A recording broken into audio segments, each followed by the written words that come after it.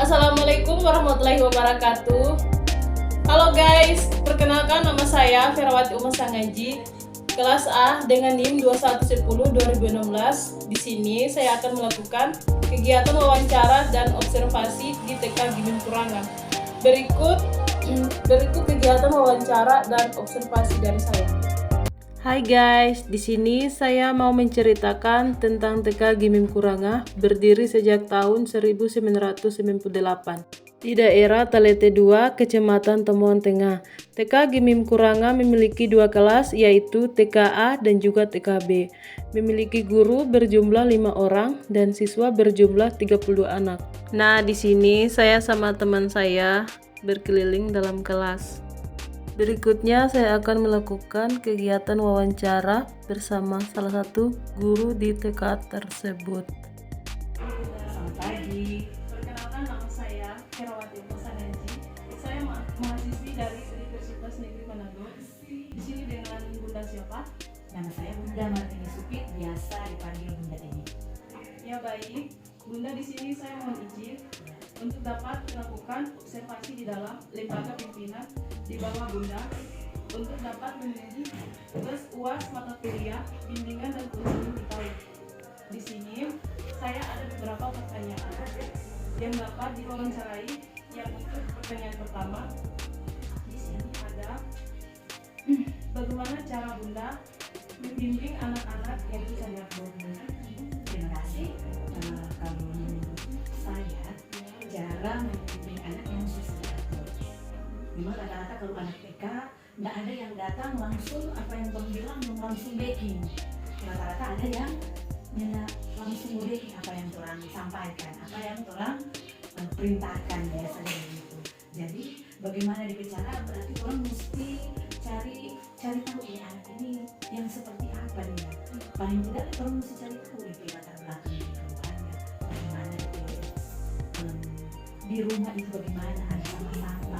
Biasanya kan itu anak yang datang itu terbawa di sekolah pertama. Pendidikan dari rumah terbawa ke sekolah.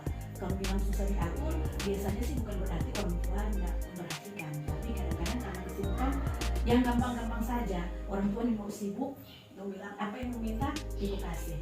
Apa yang orang mau suka, ibu kasih tanpa memikirkan apa yang efek, apa yang akibat.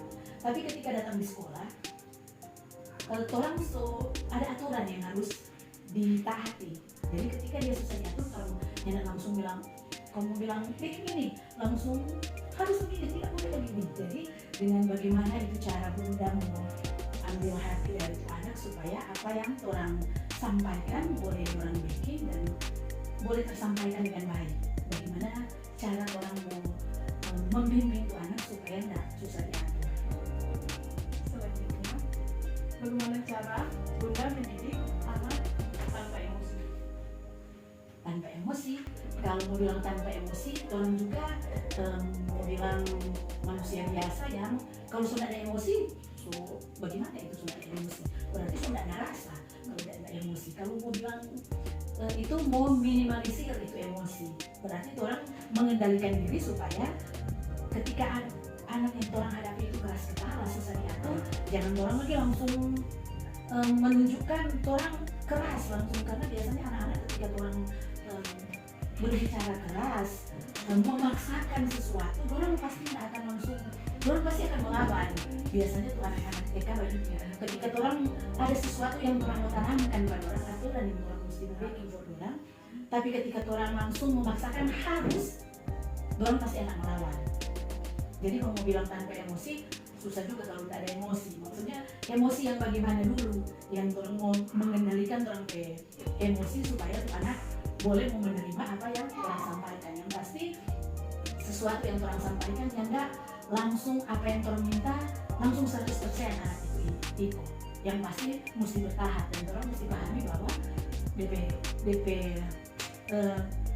dia mau itu apa yang orang sampaikan, yang enggak langsung orang bilang duduk, ya langsung mau bilang langsung duduk. Dan ada anak-anak yang begitu, nah langsung duduk. Jadi bagaimana orang bicara supaya anak mau melakukan apa yang orang sampaikan. Biasanya kan kalau orang mau belajar di sekolah, sebelum orang memulai sesuatu, namanya orang sepakat dulu tentang apa yang harus orang bikin di kelas.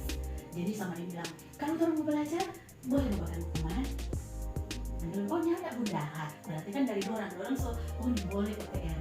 Maka kalau orang bilang tidak boleh begini, dari orang sendiri, biasanya anak-anak ketika orang begitu orang melawan. Maka kalau orang tanya kalau orang mau begini, kalau orang mau belajar mesti bagaimana UTM. Jadi orang tidak ingat, oh orang kita bilang boleh bermain. Selanjutnya, bagaimana cara Bunda membantu anak mencapai potensinya secara maksimal? Berbicara atau membantu anak supaya dia potensi maksimal. Ketika orang tahu ini anak punya potensi di masing-masing anak punya potensi tersendiri, tidak sama. Semua anak punya potensi tidak sama. Tapi kalau pembelajaran, nah mungkin orang anak ini belajar ini, anak ini belajar ini. Toh? Jadi orang belajar satu kali. Tapi kalau sama dengan orang kan sekarang belajar ketika orang suruh dia mewarnai, tapi dia hanya mau mewarnai. Orang harus begini. Jadi bagaimana cara supaya dia mau kok biasanya begitu. Tapi orang tidak memaksakan sesuatu yang tidak suka. Tapi orang menuntun itu anak bagaimana dia bicara supaya dia menyukai hal yang sebenarnya tidak dia sukai kalau datang ke sekolah.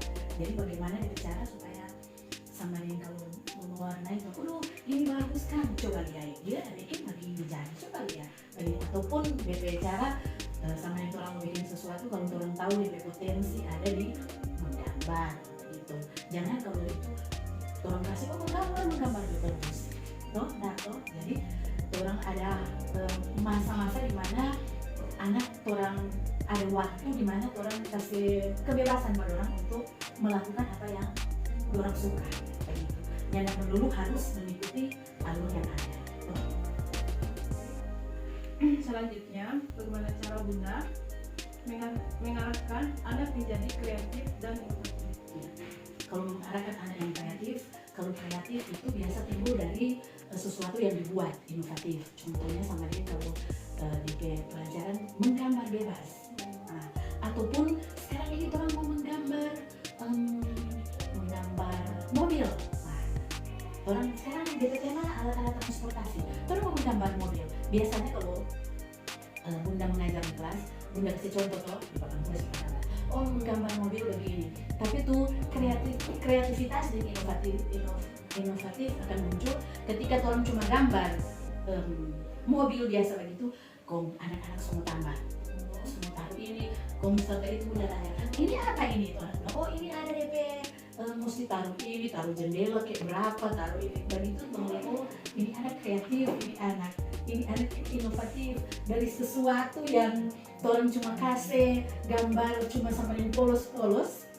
Ada anak juga ya, bagaimana orang kasih contoh gambar sama yang orang gambar rumah begitu cuma gambar seperti biasa. Ada yang cuma cuma apa tuh yang Bunda gambar. Tapi ada yang DP kreativitas. Dia tak pikir, enggak mesti taruh ini ya. Dari situ kamu lihat, ini anak ini kreatif, suka menciptakan sesuatu yang baru. Berarti kalau mau rancang untuk anak lain itu, iya kan, bagus kan. Ada apa nih kan di gambar ini kalau mau tambah seperti itu.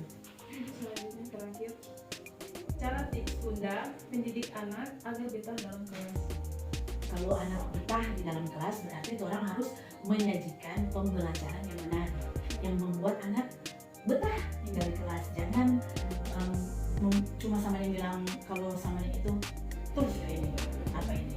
Jadi bagaimana orang jangan cuma orang mengharapkan itu anak kreatif dan inovatif sementara orang sendiri sebagai pengajar tidak kreatif dan inovatif. Jadi supaya anak itu betah berarti Bunda juga harus kreatif dan inovatif, menciptakan sesuatu yang membuat anak tertarik untuk belajar. Karena kalau sama yang orang kan belajar kalau sama yang Bunda di kelas A yang harus memaksakan itu anak itu harus tahu. Kalau sama yang kelas A kan belum bilang harus tahu menulis, dia pegang saja alat tulis sudah benar, sudah bagus. Yang orang mengajarkan cuma mengenal, baru mengenal angka, dia dapat menyebutkan orang gambar, dia dapat menyebutkan berarti dia sudah sampai tenang. Itu anak betah. Begitu, jadi jangan cuma anak yang kreatif dan inovatif, Bunda-bunda juga harus kreatif dan inovatif supaya. Di sini saya melakukan sesi foto bersama guru TK. Terima kasih.